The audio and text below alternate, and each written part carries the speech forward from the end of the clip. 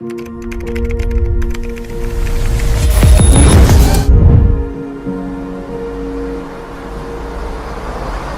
Mechanically അറിയില്ല bro. Mechanical thrombectomy. ഉഫ്, കേട്ടി തന്നെ തല ഇറങ്ങുന്നു. ഈ വേർഡ് തന്നെ ഞാൻ ലൈഫിൽ ആദ്യമായിട്ടാണ് കേൾക്കുന്നത്. ഇല്ല, കേട്ടിട്ടില്ലല്ലോ, ആദ്യമായിട്ട് കേൾക്കുക. എന്തെങ്കിലും മെഷീനറി ആണോ അതോ എന്തെങ്കിലും എഞ്ചിനീയറിംഗ് റിലേറ്റഡ് ആണോ? അയ്യോ, അതിനെക്കുറിച്ച് ഒരു ഐഡിയ ഇല്ലല്ലോ, ആദ്യമായിട്ട് കേൾക്കണം. പുതിയൊരു ത്രോംബെക്ടമി, അത് വണ്ടിയെക്കുറിച്ച് വല്ലതും ആണോ? അതെന്താ സംഭവം? എന്ത് മെക്കാനിക്കലി കേട്ടിട്ടില്ല കേട്ടോ. എന്താ അത്? വലിയ സംഭവം എന്ന് മനസ്സിലായി, പക്ഷെ എന്താ അത്?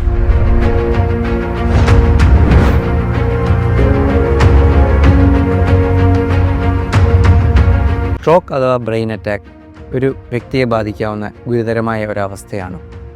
തലച്ചോറിലെ രക്തക്കുഴൽ അടഞ്ഞുണ്ടാകുന്ന ഈ രോഗാവസ്ഥ മെക്കാനിക്കൽ ത്രോംബെക്ടമി വഴി ഇപ്പോൾ പൂർണ്ണമായി ചികിത്സിച്ച് മാറ്റാവുന്നതാണ്.